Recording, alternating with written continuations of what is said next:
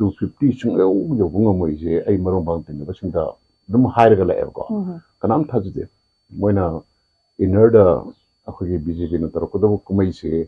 ꯑꯩꯈꯣꯏꯒꯤ ꯃꯣꯏꯒꯤ ꯄꯣꯂꯤꯡ ꯑꯦꯖꯦꯟꯕꯨ ꯐꯝꯕ ꯉꯝꯃꯣꯏ ꯑꯗꯨ ꯇꯧꯔꯛꯀꯅꯤ ꯑꯗꯥ ꯇꯧꯔꯛꯀꯅꯤ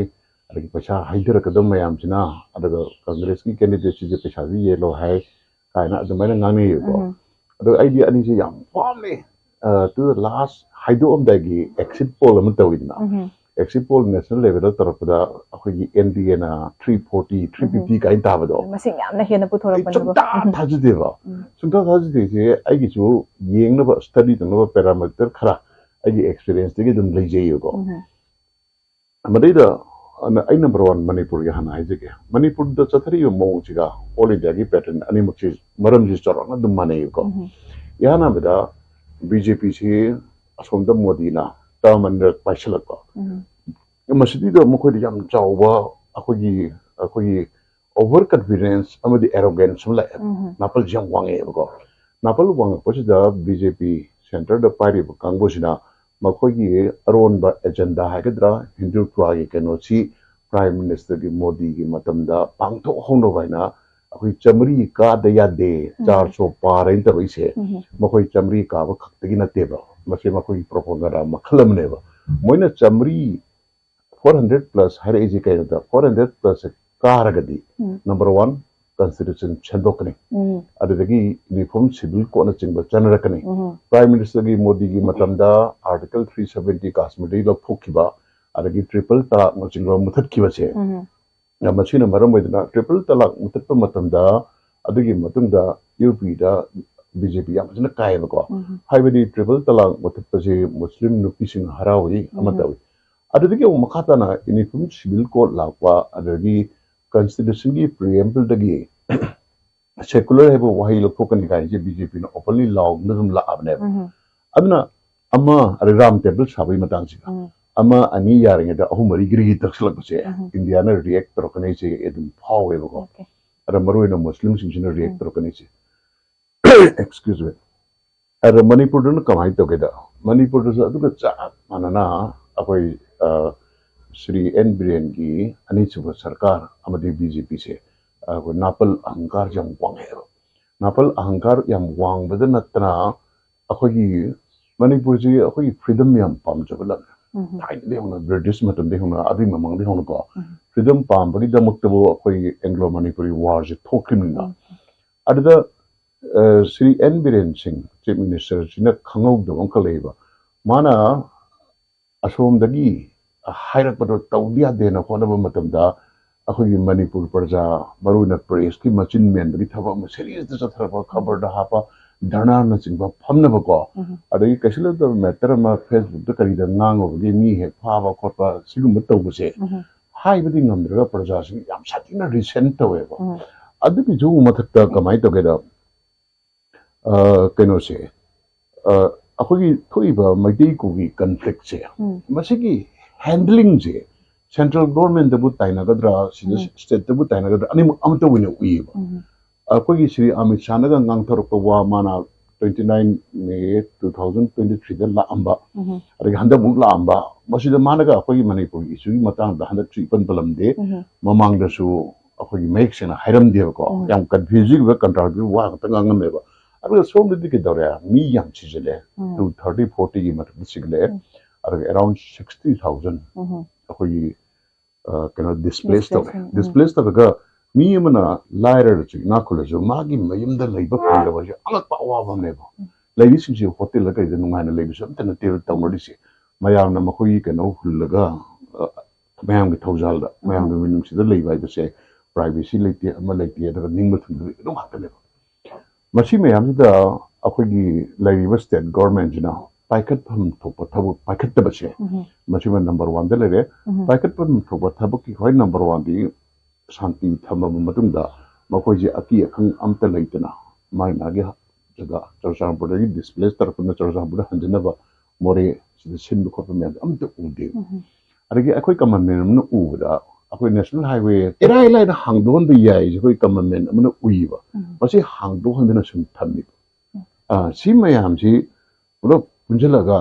Mamangi August ki tang kuma panu ngani assembly phamido mayam ne assembly phabiu assembly phabido law khong nu toga akhoi last assembly sin nom ka phangane notification te nom ka phangane opposition member am di praja sing sathi na pena gi dem ko aduga nom ka phamba haraga minute try the ka tang phangi bodo madu manipur praja da thekina usitta bene lawe ba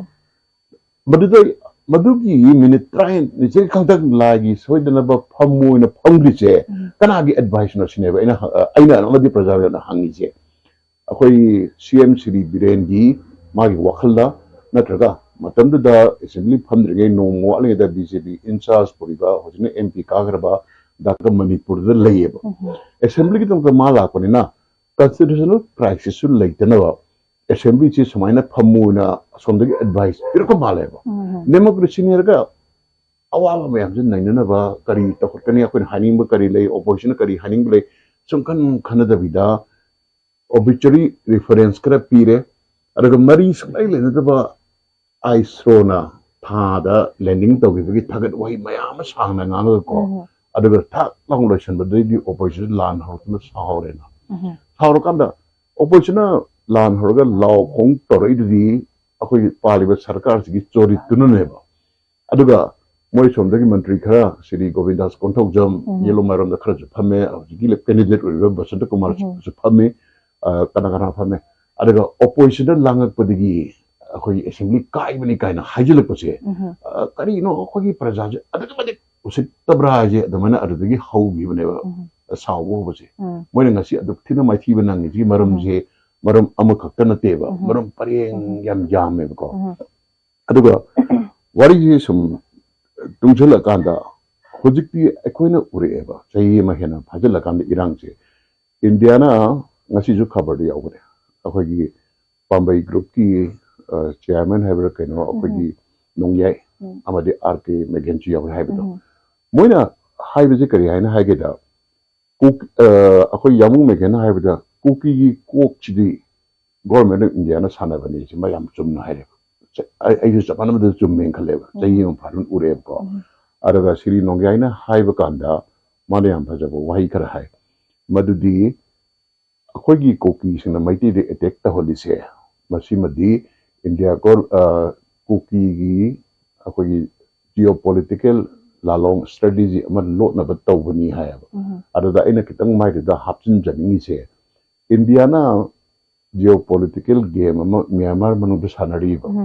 masi akoi sometime geopolitics sana bai si dirty tricks adum yawi akoi India gi lamia somda niyom kaina thajin ko chen da si myam ji udna ba kuki na maiti de attack to ba akoi na atachar to bachina akoi udna ba worldly press na kaina udna ba smoke screen na moine sijina bane ba akoi meku tholaga yena bana udna ba to text to smoke screen na moine sijina bane je hojik de khange araga Sri Nongyai na haigi bada akoi Kobru gi laifam thangjing ondong larembi Kobru lekha atei laifam yam legitna mase akoina namphu da handok tribok lang da chan biya roi santi wari sabda art yawroi hai madu se chumeni sada fil da weba Kobru si maiti di gaur dharma chatpasu maiti lining chatpasu thangjing jo dum ngaire akoi gi ning thong leba ongnerel natraga kanogi haraw lam thokda thangjing akoi moirang da leriche lai phamje sigi lam thokda dai de chapam dum oiri bane ba hi kokina akoi paisel ka cross ki imjin dana lagi ba adagi next 2022 da Kobru mudi thangjing che Manipur government sacred site in area hectare chu pira in lok thokram ne adagi thangjing ju lok thokre si lok thokre lai pham je akoi di yam emotional na khalli na sigi lakthokra bu laifam ji da kokina paisel cross in hingam da akoi government na akoi kani sarga pangdar ga laibidna karim da to bungam de chi wala ba ngang bungam de chi araga government India na so arudi to no handu o haibang ngam da chi si me ji sum tungjala ka duri ni ko akoi handaki vote khopola po ji ai explanation pira ko matam da loina na kamai to ke da bo chi nakshala kanda mayam ne yam khawrang ngainari se BJP ticket chikana na phangde ni sine Congress ki de yam na akoi Professor Bimol na phangani lathokre BJP ticket si akoi de yam kan tanaba matam da ticket experience remisi hana MP ramba Sri R.K. Ranjan lere adudagi BJP ki president Srimati Sarda Devi su mazu ticket tanai tai adaga khwaidagi phangakpu yain khanara misina CM oriba Sri N Biren Chinne last 3-4 days bokta ma phangni che dum viral oirga leirabne ada election gi nomination file to go nong to wala kanda matam le kanda akoi hojik education minister Sri Basanta Kumar Singh thongol mongol ticket tharong pasilak ne ada Basanta Kumar da pisilak pa yai ji social media da karida thagat na matam da ma masama ki kendra dagi mogi lup kharana Sri Khamazam Basanta Kumar MP weba pamde madi education minister woina some relation kana hongdor ko mai ham ugi ko ugi kanda much last moment 11 hour haibu yad 12 hour ticket purpose the yes no haiban nang na ba kai mam sinna ma khoi uyi bo shem birenji laithok ba si birenji kari gi laithoi no hai kanda ma gi chief minister gi famde lathok ni na ki bi ma narga thaidok na ba plan am tawre na khan ba ma mayang na di ma chi to han ninge ba sem oi bi sem to e hairu da mai oi chau da na ta troll tar bo khol bo chi tawre ma chin di haiba ngam draga mahak chi ticket bi daga di khopo ma cha da na poni ji ma yang no khange ba ya ti na poni ji masi Sri Biren masa musu khangderam gani masi managa MP oro di hojik Basanta Kumar da phangni ji tangkha yoro ego kaina mayang gi head sound ma je mangon da loina haidra kani je ma feel to weba samai ta na khoi Sri Basanta Kumar da khoi usil gi type da thaido ki bache masi musu prajana